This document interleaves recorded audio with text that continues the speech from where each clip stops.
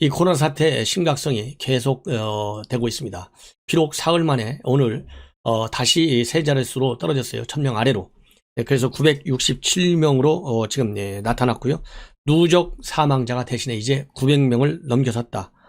이렇게 지금 속보들이 나오고 있습니다. 그래서 시청자 여러분들, 이렇게 기후가 안 좋을 때 특히 기저질환이 있는 분들은 이 밖에 나가시는 일이 없도록 그렇게 말씀을 드리고 싶고, 특히 동부구치소에서 또 불행한 사망 사건이 방금 전에 한 명 더 발생했습니다.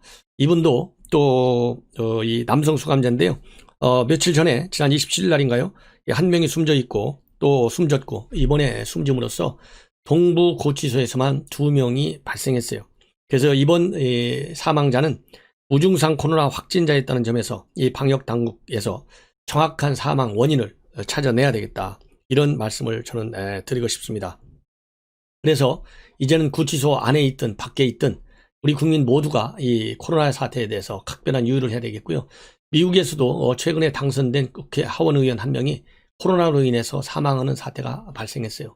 그래서 이제 전 세계적인 그야말로 새로운 뉴 노멀이 됐다. 그런 점에서 우리 모두가 다시 한번 코로나에 대한 이 경각심을 가져야 되겠고, 특히 감기에 조심하십시오. 이러다 보니까요, 이 추미애 문재인 대통령이 많은 논란이 되고 있어요. 그 책임을 져야 될 거 아니냐. 그래서 문 대통령에 대한 그 책임 문제는 결국 여론조사를 보면 나타났어요. 리얼미터가 오늘 아침에 발표한 걸 보면 59.8%로서 리얼미터 조사 이래 최고치를 경신하고 있고, 진보 계층과 호남 계층에서의 이반 현상이 심각하다는 경고음이 나오고 있습니다. 그리고 추미애 장관은 이미 이 동부구치소 징부 유기 혐의로 이 시민단체에 고발이 되어 있죠. 그런데 오늘 노조에서, 즉 법무부 노조에서 대검에 추미애 장관을 이 징부 유기 혐의, 즉 코로나 발생과 관련한 동부구치소 사건 징부 혐의로 이 고발장도 제출했고, 또 이 노조가 제출했잖아요. 그러니까 이 고발을, 이것은 이제 노조법 위반 혐의 및 직무유기 혐의인데, 노조법 위반이라고 하는 것은 법무부 노조의 임금 교섭 협상에 제대로 응하지 않았다. 그래서 이 사무관을 교섭 대표로 위임하는 등 교섭을 의도적으로 방해했고, 임금 협상 체계를 마지막까지 거부하고 퇴임해버려가지고 노조법 위반과 직무유기 혐의가 있다. 이렇게 해서 이 고발장을 제출했습니다. 대검에. 그리고 노조가 요구하는 임금 관련 자료조차도 제출하지 않았다는 거예요. 그래서 이 노조 측 주장은 1년 내내 검찰 개혁에만 관심을 갖고 있고, 약자인 비정규직 처우 개선에 대해서는 전혀 관심이 없기 때문에 사실상 노조 탄압행위다, 이렇게 고발장을 제출한 것으로 알려지고 있습니다. 그리고 이제 인사 문제인데요. 결국은 이제 지금의 유영민 전 과학기 기술부 장관을 비서실장에 앉히려고 하는데, 그것이 거의 다 내정이 되어 있다. 그 배경이 이제 언론에 쭉 나오고 있어요. 우선 부산 출신이기 때문에, 동양이기 때문에 또 좋은 점이 하나 있고요. 그 다음에 연배가 51년생이라고 합니다. 이 문재인 대통령은 53년생이고, 그래서 연배도 비슷해서 퇴임 후에 양산에서 지내기가 딱 적격이라는 거예요. 그 다음에 또 하나는 이분이 이제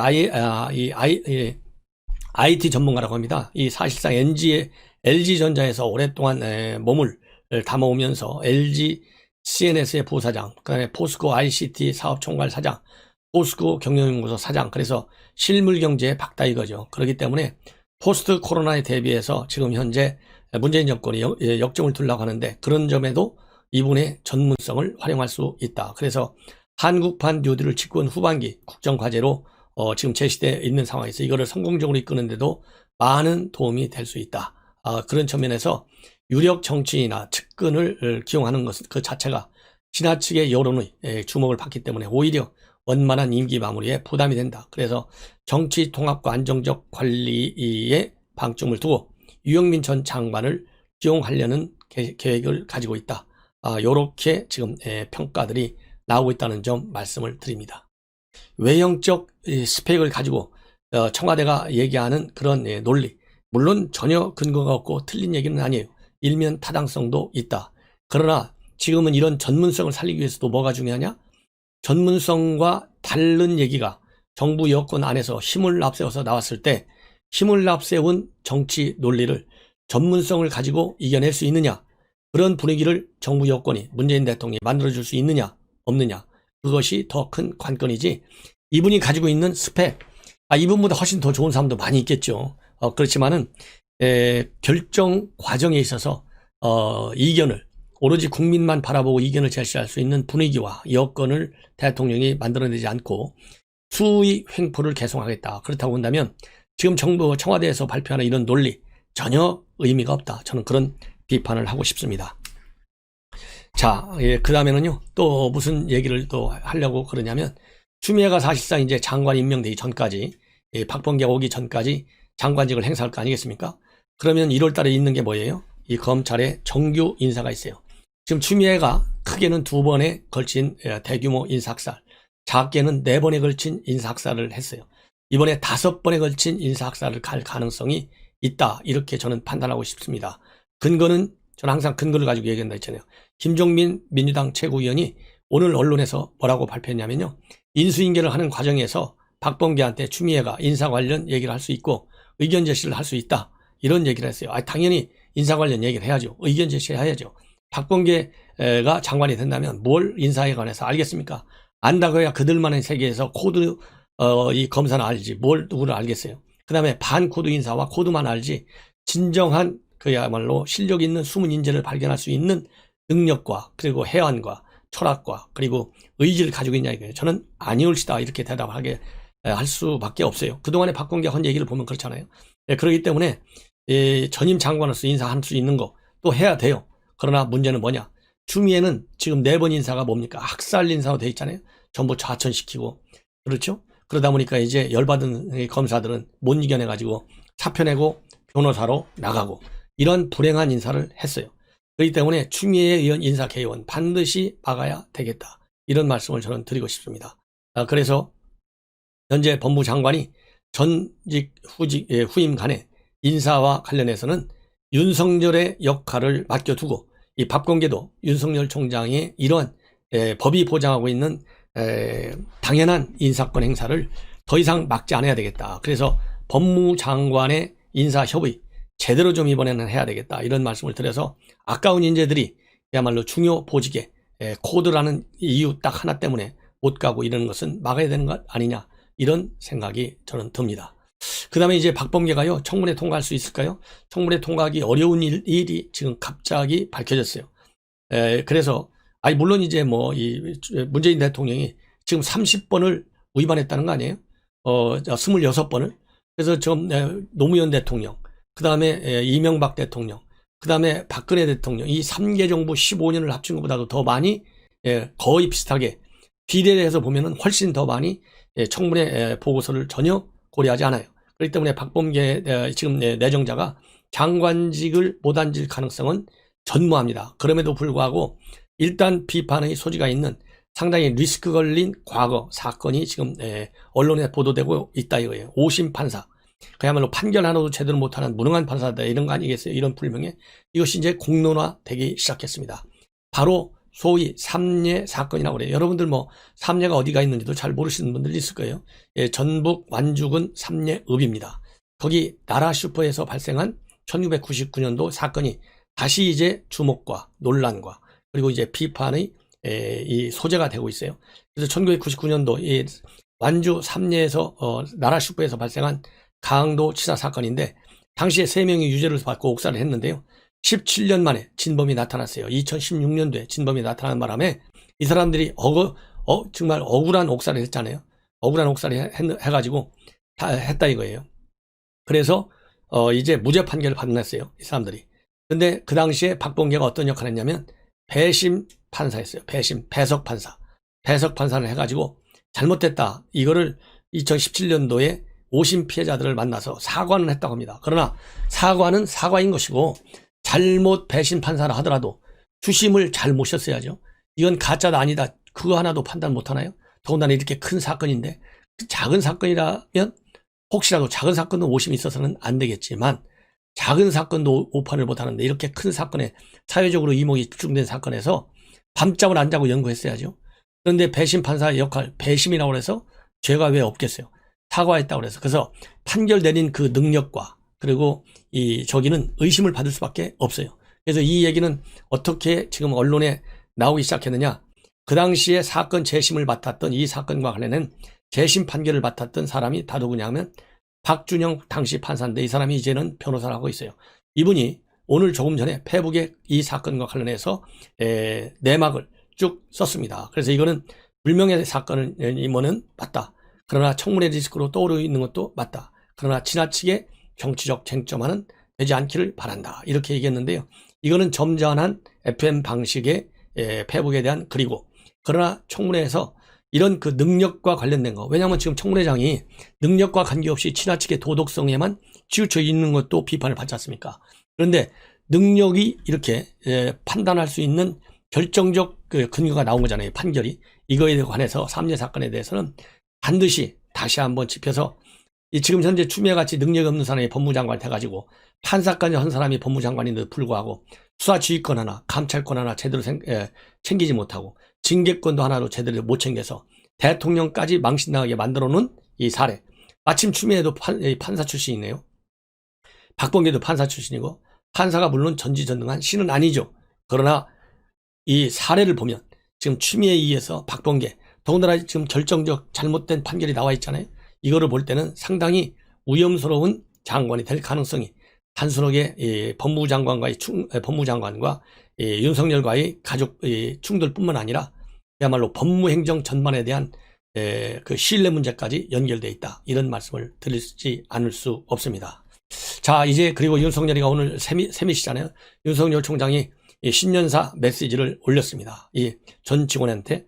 그래서 이 메시지를 여러분들께 읽어드리면서 논평을 하겠는데요. 이 메시지 결국은 윤석열 총장이 평소에 갖고 있는 대로 이 법리를 중시하고 그 다음에 국민을 높이 받들어야 되는 그런 검찰이 되어야 된다. 이것을 그 다음에는 이제 공정한 검찰이 되어야 된다는 것을 강조했습니다. 그래서 오로지 이 검찰 개혁은 권한인 그 권한의 원칙이 국민만 바라보고 자고우면해서는 안 된다. 그리고 이 코로나 상황에서 형사사법시설 방역과 안전 확보가 최우선이라는 임무 분명히 인식해달라. 그래서 형사사법시설의 방역 체계가 흔들리면 국가법 집행 기능 자체가 마비된다. 이것은 동부구치소에서 일어나고 있는 이러한 이 코로나 확진을 염두에 둔 감안한 이 지시다. 이런 말씀을 드립니다. 그 다음에 민생경제가 굉장히 어렵기 때문에 영세 자영업자, 소상공인 이렇게 일시적인 과오로 인해서 범죄를 저진 경우에는 그 사정을 최대한 참작하라. 그리고 수용자의 가족과 변호인, 접견 교통권은 헌법상 권리이기 때문에 대면 접견은 없더라도 온라인 화상 접견에 필요한 조치는 적극 강구하라. 그리고 검찰 개혁의 목적과 방향은 공정한 검찰, 국민의 검찰이 되어야 한다고 늘 생각하고 강조했다. 공정한 검찰이란 수사 착수부터 형 집행에 이르는 전 과정에서 편파적이지 않고 선입견을 갖지 않으며 범죄 방지라는 공의를 위해 부여된 우월적 권한을 남용하지 않는 것이다. 국민의 검찰이란 오로지 그 권한의 원천인 국민만 바라보고 좌고우면하지 않는 것이다. 검찰은 법률 전문가 집단으로서의 인력, 권능, 정보, 비용 등 모든 측면에서 유리한 위치에 있다. 법에 보장된 방어권을 단순히 형식적으로만 보장하는 것이 아니라 국민들이 법의 보호를 받고 있다고 생각할 정도까지 실질적으로 보장되도록 하라. 이렇게 지시를 했습니다. 여기에서 중요한 것은 국민이라는 말이 굉장히 많이 나와요. 공정한이라는 말이 많이 나옵니다. 그리고 접견 교통권이라고 하는 것은 사실상의 방어권이잖아요. 이런 것이 또 많이 나와요. 이런 거를 보면 결국 지금까지 윤석열 총장이 법무부 장관 추미애와 그야말로 싸워가면서 식물총장이 다 되면서도 끝까지 살아나온 오뚜기 정신의 검찰을 박범계가 됐든 누가 됐든 새해에도 계속하겠다. 그래서 함부로 정치적인 논리로 검찰을 건드지 말라는 그러한 이 경고의 메시지가 기저에 깔려있다. 이런 말씀을 저는 드리고 싶습니다. 그래서 이 윤석열 총장의 이러한 이 메시지, 김진욱 공수처장이 오늘 아침 출근하면서 내놓은 메시지 중에서도 똑같은 공통 언어는 바로 국민이다. 국민에게 군림할 수 없다. 국민에게 수사권을 돌려주겠다. 국민으로부터 받은 권력을 돌려주겠다. 이런 측면에서 공통점이 있는데요. 여기에서 얘기하는 국민은 하나의 국민밖에 없다. 이 어떤 국민이냐? 법치주의와 자유민주주의 가치를 꼭 지켜내겠다는 우리 국민의 뜻을 명령으로 알아듣고 공수처장과 그리고 법무장관, 그 다음에 검찰총장 이 일을 하는 것만이 바로 우리 국가의 국격에 맞는 기관장의 역할을 하는 것이다. 이런 지적을 저는 해주고 싶습니다. 자, 이러다 보니까요, 중요한 사설들이 지금 계속 쌓이고 있어요. 그래서 하나만 우선 먼저 김창균의 칼럼 오늘 나온 건데요. 김창균 노설 주간입니다. 조선일보. 아주 글을 잘 써요. 이 조선일보 필진들, 다른 언론사들, 특히 중요 이 언론 매체들, 이 논설, 사설, 칼럼들 전문가 아주 좋습니다. 그래서 문을 지키려 수사 맡겠다. 대통령은 민망하지도 않느냐. 이런 이 제목인데요. 설명 안 드려도 다 아시겠죠? 검찰총장 징계 법원에서 맡기자 윤을 탄핵하고 공수처 두고 수사권을 방탈하고 하나같이 대통령 수사 차단용이다. 내 죄는 감추는 것처럼 보이는데 호통쳐서 말릴 생각은 않고 침묵 속 방조로 독려하겠다는 것이냐. 이런 논지로 되어 있습니다. 그래서 이 칼럼을 제가 이 핵심은 지금 말씀을 이미 드렸고 이거 한 4분에서 5분 정도로 제가 읽어드리겠습니다. 꼭 좀 들어주시기 바랍니다.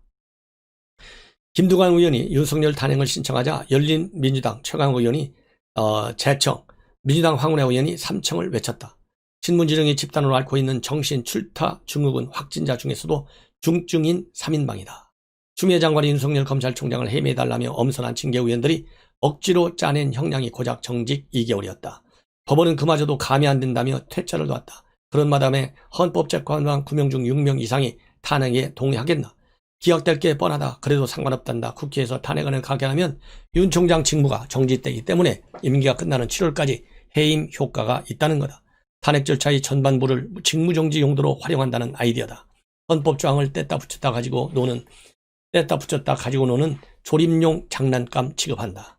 더욱 황당한 게 윤석열 탄핵을 사흘 연속 주장한 김동완 의원이 내건 명분이다. 대통령을 지키기 위해서란다. 윤 총장과 검사들이 대통령 시해를 모의하고 있다는 얘기는 아닐 것이다. 윤 총장이 권력형 비리에 대한 수사를 계속하면 대통령이 다치게 된다는 거다.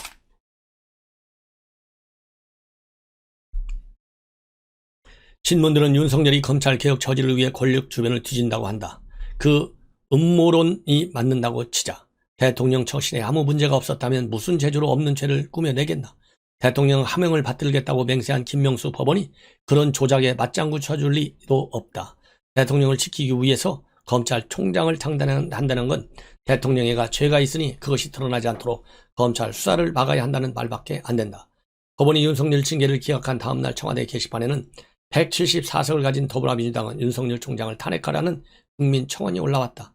대통령 강성 지지층은 문자메시지 수천 통을 민주당 의원들에게 보내고 있다고 한다. 탄핵안을 실제 국회에 표결에 붙이면 어떤 결과가 나올까 궁금해진다. 대한민국 집권당 174명 개개인의 정신 출타 여부를 검증해 볼 수 있는 리트머스 시험지가 되지 않겠나. 다른 여당 사람들은 현실성도 실익도 없다며 탄핵에 거리를 두는 분위기다. 그러면서 검찰총장 탄핵과 똑같은 효과를 낼 대체제를 찾고 있다. 공수처장에 대한 야당 거부권을 삭제한 개정안을 강행 처리하자마자 공수처장 임명 절차를 서둘러 마쳤다. 검찰 직접 수사권을 빼앗는 방안도 밀어붙인다. 그게 검찰개혁 2.0이란다. 대통령을 지키기 위해서 권력 수사를 막는 요수들이다. 올 한 해 국민 눈을 어지럽힌 추미애 장관의 광무도 마찬가지 목적이었다.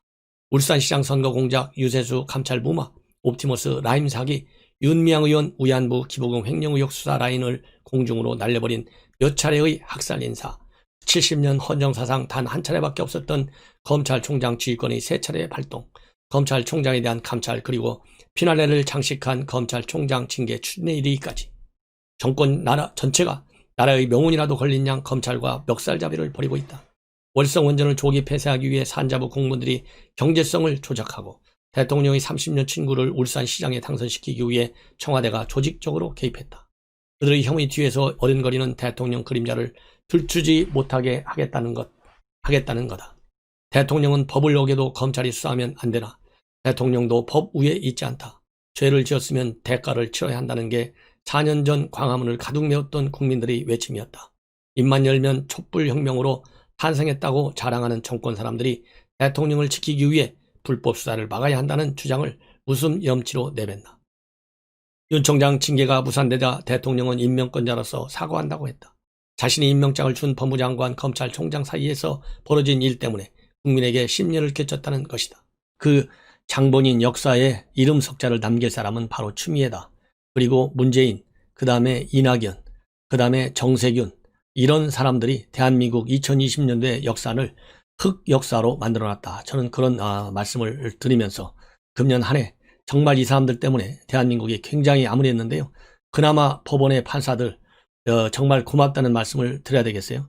대한민국을 지키는데 이렇게 판사의 영향이 크게 작용한 한 해도 없었던 것 같습니다. 그래서 행정법원의 조미연 부장판사와 홍준호 부장판사, 이런 이 두 명의 판사가 매우 중요한 역할을 했다. 이런 말씀을 드리지 않을 수가 없습니다. 그래서 그야말로 이 법무부 장관의 그야말로 전행, 인사 전행, 독단 이런 거에 대해서 사실상 일단 종지부를 찍어놨는데요. 이제 새해가 되면 새로운 또 세상이 열립니다. 바로 공수처라고 하는 새로운 이 괴물이 탄생하잖아요. 그래서 이 공수처가 앞으로 어떤 그림을 그려나갈지, 그 공수처장은 정말 어떤 사람인지 이런 것들을 잘 살펴보고 우리 야권에 있는 국민 모두가 최소한도 중도층을 포함한 야권 인사들이 다 우리 국민들이 하나로 뭉쳐야 되겠다. 그래서 이 무너져 내려갈 위기 꼭 막아내야 된다. 더군다나 이번에 장관들 인사하고 또 청와대 개편이 이제 오늘 내일 이루어질 것으로 보이는데요. 이런 걸 다 보면 사람만 바꾸지 정책 기조와 정책의 변화는 절대 없다라고 하는 것이 확인된 거 아니겠어요?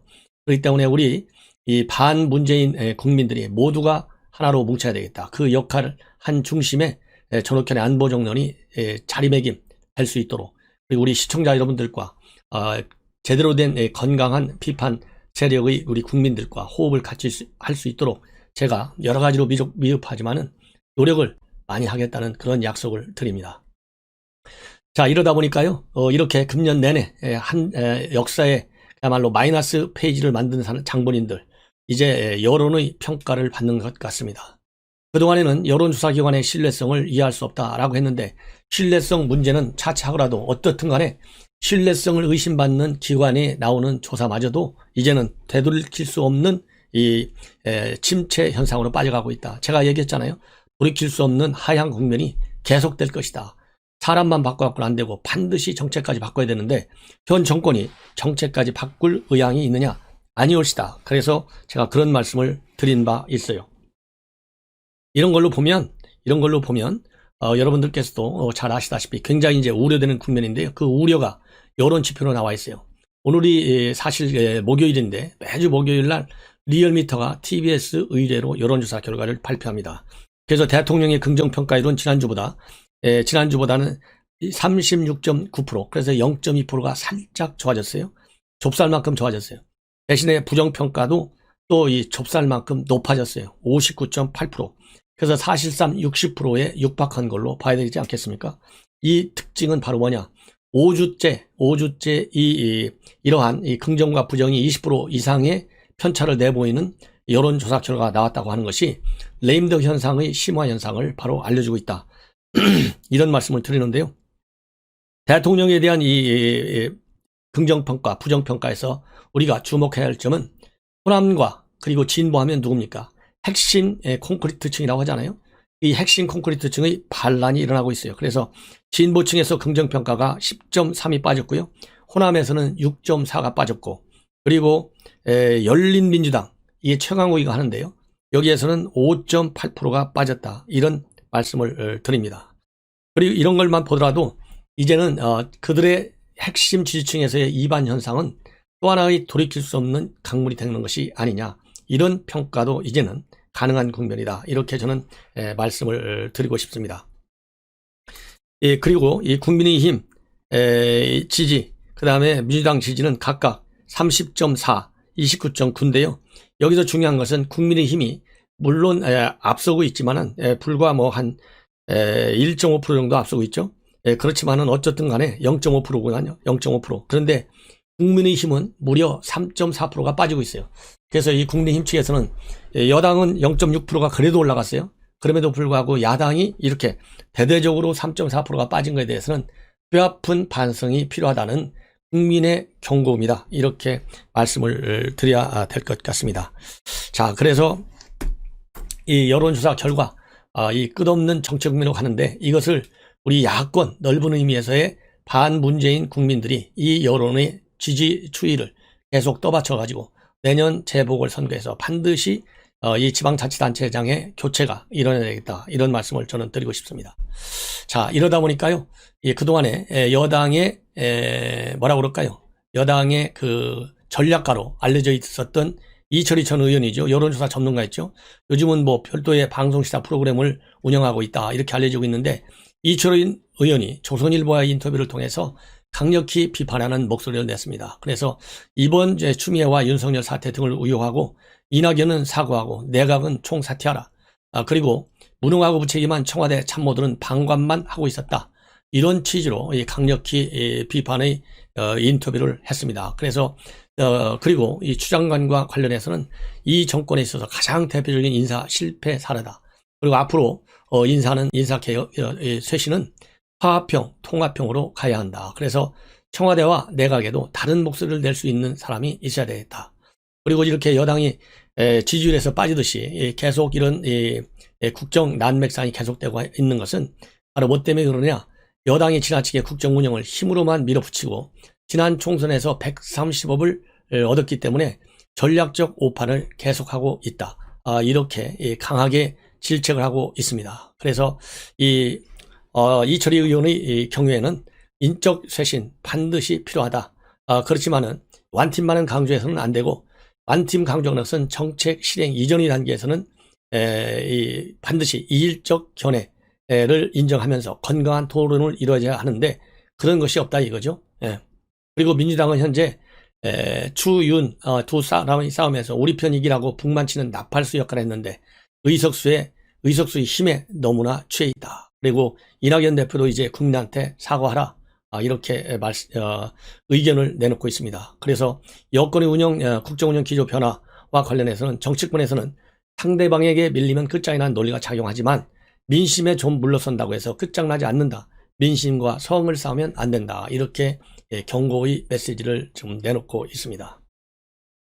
그리고 여러분들께서 이번에 장관 바꾸는 걸 보면서 청와대 지금 바뀌는 얘기가 나오잖아요. 누가 청와대에 임명될 것이다. 이미 장관은 핵심 이 박범계, 그 다음에 환경장관에는 한정혜 의원, 이 당 의원이 2명이나 갔어요. 3명 중에. 그 다음에 황기철 북허가 보훈처장에 갔고요.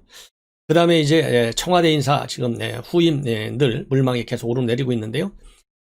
비서실장에는 유영민 전 과학기술부 장관, 그리고 정책실장에는 구윤철 국무조정실장을 임명할 것으로 지금 알려지고 있어요. 그리고 민정수석에는 신현수 전 국정원 기조실장이 유력한 것으로 지금 알려지고 있습니다.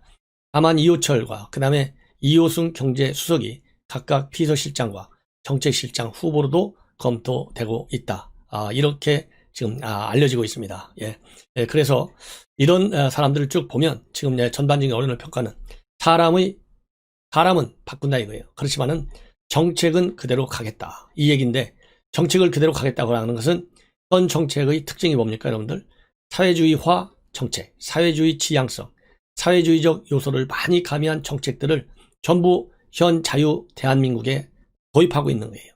그리고 이러한 정책 실패했다는 것이 이미 검증됐는데도 불구하고 그대로 밀고 나가겠다고 하는 아집과 독선이에요. 그 이유는 사법부도 장악하고 있고 행정부야 뭐 본래가 그런 것이고 국회도 장악하고 있다는 오만과 불손에서 나온 것이다. 저는 그렇게 판단합니다. 그러다 보니까 지금 어떤 기현상이 벌어지고 있느냐? 바로 법무부만 보면 법무부 장관이 누구죠? 박범계죠. 이거 뭐 청문회 있으나만 한 거니까. 그 다음에 차관은 누구죠? 이용구입니다. 이 두 사람의 공통점은 바로 진보 성향인 우리법연구에서 활동한 적이 있어요. 그리고 이 사실상 대통령과 한 팀을 이루어서 일을 한 사람들이 이 사람들이에요. 현 정권 출범의 대선 때부터도 기여를 많이 했어요. 그렇기 때문에 철저한 고도 인사다, 이런 말씀을 드릴 수밖에 없지 않습니까? 특히 박범계의 전환, 이루 말할 수가 없잖아요. 사람의 탈을 쓰고 어떻게 아무리 정치적인 색깔을 달리한다 하더라도 하루아침에 얼굴이 2개, 3개로 나눠지어서 인생을 살 필요가 있겠습니까? 장관, 차관 해봐야 얼마를 하겠어요? 1, 2년 하다 마는 거 아니겠어요? 기간도 기간이지만 그 자리는 국가를 위해서 국민만 보고 일을 해야 되는 자리라고 저는 생각을 해요. 그런데 박범계 같은 경우에는 윤석열이를 몰아내야 되는 판국에서 어떻게 했었어요? 자세 좀 똑바로 고쳐 앉으라고 소리 지르고 이 난리를 쳤잖아요. 과거에 윤석열한테 어떻게 했었어요? 형, 응? 박근혜 댓글 사건 때 너 이렇게 의로운 검사가 이렇게 자천당해서 타겠어? 울분을 토했어요. 어느 날 울분이 하루아침에 이제 칼날이 돼가지고 목에 칼을 들이댄 사람이 바로 박범계예요. 그 다음에 또 하나 뭐냐? 박범계는 패스트트랙 폭행 혐의로 검찰에서 불구속 기소되어 있는 사람이 바로 또 박범계예요. 그 다음에 이용구는 또 누구냐? 마찬가지예요. 이용구도 우리법 연구회 출신이고 이용구도 택시기사 폭행으로 지금 현재 조사를 받고 있는 사람이에요. 그래서 대한민국 역사상 말이죠. 대한민국 탄생 이래 자유민주주의 헌법을 쓴 이래 그야말로 피의자가 폭행 장차관이 동시에 다른 행정부처도 아니고 말이죠. 법무부에 앉아있다. 두 명이 다. 이게 인사라고 한 인사라는 평가를 받을 수 있겠습니까? 그렇잖아요. 법무부가 뭐 하는 데인데요. 법무장관이잖아요. 법무장관. 법무행정의 책임자예요. 이런 사람들이 전부 검찰에 가서 조사를 받아야 돼요. 이해충돌 소지가 다분하다.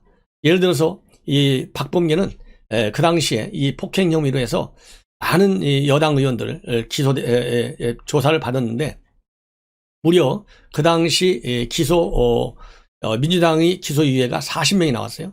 그리고 불구속 기소가 8명이 나왔습니다.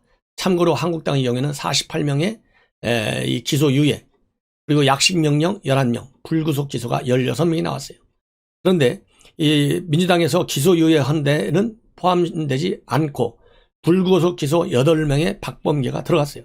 그러면서 그 당시에 뭘 기소유예를 했느냐면 기준이 범행 경위, 그 다음에 유형력 행사 정도, 그 다음에 역할 및 지위 등을 종합적으로 고려해서 가벌성이 크지 않은 경우에는 기소유예 처분을 했고 그 다음에 불구속 기소 대상에 대해서는 적극적 유형력 행사 또는 피해 정도가 중하거나 행위 태양이나 폭력, 폭행 경위에 비춰 불구속 기소했다. 이렇게 보고 있어요. 이 기소에 그야말로 중범에 해당되는 사람이 바로 박범계예요. 그런데 이 박범계가 장관이 됐어요. 그러면 검찰에서 이 피의자를 제대로 조사할 수가 있겠습니까? 명색이 장관인데 이제 전에는 검찰에 가서 조사를 받았겠지만 이제 검찰에 가지도 않아요. 서면 조사로 아마 끝낼 거예요. 서면 조사만 끝나도 다행이에요. 이것도 공수처에서 가져갈지 몰라요. 그래서 서류만 조사하고서 이건 무혐의 처분할 수도 있어요. 최악의 경우에 최선이 되겠죠. 박범계한테는. 이런 지금 법치 무시 현상이 벌어지고 있어요. 대한민국에서. 그래서 우리 국민들이 굉장히 우려하고 있다. 이런 말씀을 저는 드리지 않을 수가 없습니다. 그래서 사람만 바꾸고 정책, 특히 우리가 제일 중요한 것이 흔히 얘기하는 지금 검찰 개혁 이런 거 아니겠어요? 윤석열을 어떻게 할 것이냐? 정책 개혁, 정책 전환 있을 수 없다. 환경부든 국가보훈처든 마찬가지예요. 청와대 지금 거론되는 사람들 몇 명 보십시오. 전부 예스맨들만 가졌습니까? 이와 관련해서 윤건영 민주당 의원이 뭐라고 얘기하고 있느냐? 정책 대전환이란 사실상 모든 분야의 정책을 바꾸라는 주문인데 그건 좀 큰일 날 소리다. 방향 전환보다 지금은 그 방향에서 현실을 잘 구현해낼 능력이 중요하다. 이렇게 얘기를 하고 있어요. 그리고 3기 청와대 비서실과 관련해서는 무엇보다 개혁이 중요하다. 윤건영 하면 측근 중에 측근이잖아요. 대통령 가장 가까이에서 보시던 측근 의원이잖아요. 그래서 공천받아갖고 무혈 입성한 거나 마찬가지 아니겠습니까? 예? 구로 갑 거기에서는 손만 들면 다 되는 데 아니에요? 갑인지 을인지. 예. 구로 지역 특성상. 그래서 여기서 내놓은 걸 보세요. 방향 전환이 필요 없고 그 방향에서 현실을 잘 구현해라. 아니 서울 가려고 하면 여러분들 서울로 이 운전대를 잡아야 서울을 가는 것이지 서울 간다고 해놓고 부산으로 운전대를 잡으면 서울이 나옵니까? 그래서 부산으로 갔다 돌아오려면 시간 다 지나죠. 골든타임 다 지나게 돼요. 정책 방향이 지금 잘못되어 있는데 정책 방향은 잘못되어 있고 운전수만 바꾼다. 그럼 운전한 차가 부산 방향으로 가게 딱 조정이 다 돼 있는데 그게 제대로 나라를 이끄는 모양이냐? 저는 강한 반론과 이견 그리고 비판을 제시하지 않을 수가 없다. 이런 말씀을 저는 드리고 싶습니다. 자, 그러면은요 이번에는 이제 공수처에 관해서 여러분들께 말씀을 드리겠습니다. 지금 공수처장 말이 많아요. 이거 정말 이런 사람 알지도 못하는 사람인데 과연 잘 하겠느냐. 그리고 수사 경력도 하나도 없다고 그러는데 참 큰일 났다. 그리고 이제 과거 윤석열 총장 추미애와 혼자만 싸웠는데 이제 박범계 플러스 김진욱 공수처장과 또 싸워야 되는 거 아니냐. 불안하다. 굉장히 우려해요. 공수처가 완전히 또 다른 그야말로 이 제2의 추미애가 되는 거 아니냐. 공수처장이. 이런 우려가 상당히 많아서 지금 야당에서는 송곳 검증을 예고하고 있고, 그리고 이 공수처장 임명은 절차적인 하자가 있어서 아니 되옵니다. 그래서 현재 야당에서는 대검이 아니라 법원에 가처분 신청을 내놓았습니다. 이런데 이렇기 때문에 굉장히 공수처장이 누구인지에 관해서 여러분들께서도 상당히 관심이 많아요. 그래서 조금씩 매일같이 새로운 의견들이 나오고 있습니다. 그런데 지금 현재 나오고 있는 이 공수처장과 관련해서는 같이 이제 근무한 인사들을 중심으로 언론에서 집중적으로 취재하고 있고요. 그 다음에 대한변협 후보 선정 과정에서 제출한 소견서에서도 뭐라고 썼는지 이런 것들을 가지고, 그리고 취재 기자들한테 출근하면서 한 얘기, 이런 걸 가지고 이제 평가를 할 수밖에 없는데요. 새롭게 나온 얘기들을 쭉 정리해 드리면, 일면 기대할 수도 있지 않을까. 그런 점에서는 문재인 대통령이나 아니면 여권에서 이거 제2의 윤석열이 나오는 거 아니냐, 아니면은 최재형 감사원장이 나오는 거 아니냐, 이런 지금 우려를 하고 있다는 그런, 할 수 있다는 그런 가능성이 제고되고 있다. 그런 생각을 합니다. 먼저 이 대한변협 후보 선정 과정에서 제출한 소견서에서 뭐라고 밝히고 있느냐. 공수처는 정치적 중립성이 생명이다. 처장이 된다면 공수처의 정치적 중립성과 독립성을 최우선으로 하겠다. 이렇게 직접 밝혔어요. 여기서 얘기하는 것은 정치적 중립성과 독립성을 굉장히 강조하고 있어요. 이 얘기는 이 박범계가 계속 검찰개혁 얘기하고 있잖아요. 요거와 사실상은 결을 달리해요. 이 원문으로만 해석한다면 윤석열이가 얘기하는 이 검찰의 중립성 그리고 독립성과 같은 맥락에서 공수처장이 하는 것이라면 우리는 환영합니다. 반드시 지켜져야 됩니다. 그러나 이 정치적 중립성과 독립성이라는 말이 말로는 여권에서 하는 말이고 실제적으로는 그게 아니고 친여권 코드에 맞추는 수사를 한다면 그야말로 또 다른 대한민국의 흑역사에 김진욱 공처서장이 이름을 하나 더 얹은 불행한 역사를 만든다. 이런 말씀을 드립니다. 그리고 이 법조계에서 하는 평가를 보면 차분하고 학구적인 판사 스타일이다. 이런 얘기가 나오고 있어요. 그리고 김 후보자는 성향이 강하지 않다. 되레 무색무취한 편이다. 이렇게 또 알려져 있고요. 조용히 일만 하는 한마디로 모범생 스타일이다. 이렇게 얘기를 하고 있습니다. 그러면서 헌재 연구관 시절에 헌법의 거주 이전의 자유, 평등에 관한 논문을 또 쓰기도 했고요. 특히 박근혜 대통령 탄핵과 관련해서는 이 박 대통령 탄핵 사유에 대한 소구라는 논문에서 헌재가 제시한 관점만 가지고서는 박근혜 전 대통령의 파면을 정당화하는 헌법 또는 법률의 정당화하는 헌법 또는 법률 위배의 중대성을 판단하기가 쉽지 않다. 그러니까 탄핵 판결에 대한 이 반대 의견을 가지고 있다. 이것도 새로운 사실 중에 굉장히 하나가 아닌가, 이런 이 판단을 할 수 있습니다.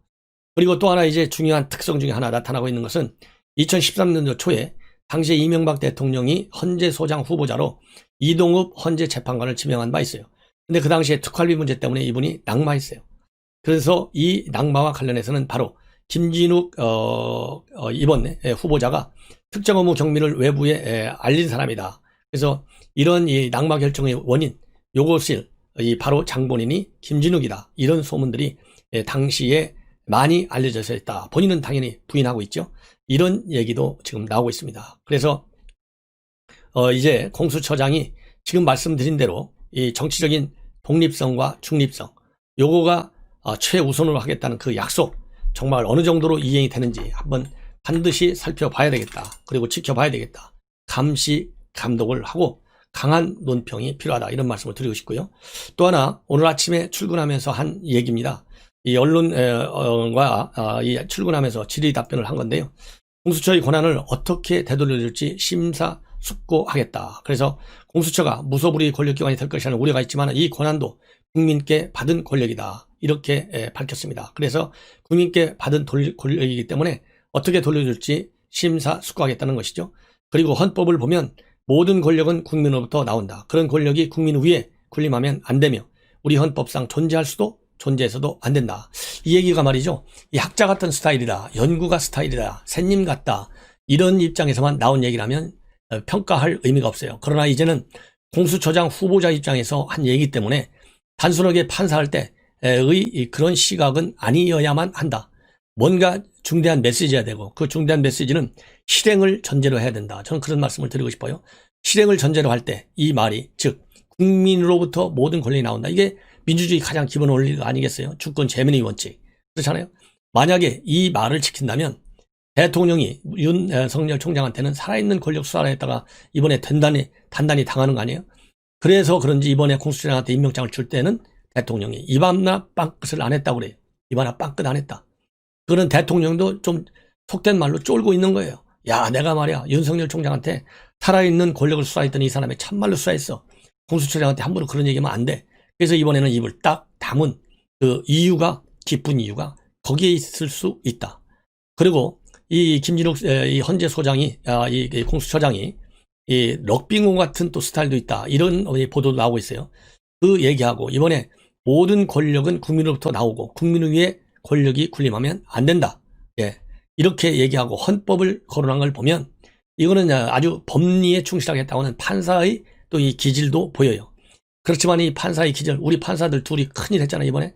그런 것처럼 이 조미연과 이 홍수록 부장판사의 경우 같이 이 김진욱 전 판사죠. 이 판사, 즉 헌재 선임 연구관이 이 공수처장으로 할 때 오로지 법리 해석만 충실하게 한다면 누가 수사 대상이 되든 간에 크게 걱정하지 않을 수가 있고 여당에서는 우려하지 않을 수 없다. 이런 생각이 들고요.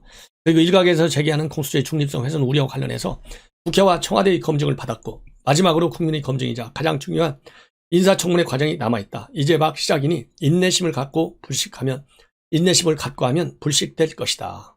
그리고 공수처 출범 뒤에 그가 임명할 차장을 친정부 인사가 차지할 것이라는 지적에는 염두에 둔 사람은 있다. 그런 우려도 추측이라고 생각한다. 관심을 가지는 것으로 받아들이겠다. 이렇게 얘기를 하고 있습니다. 그리고 수사 경험이 부족하다는 지적에 대해서는 공수처는 처장 혼자가 아니라 차장, 검사, 수사관, 다른 직원이 있다. 차차 보완될 것이고 하나의 팀으로 서로 보완하며 수사할 것이다.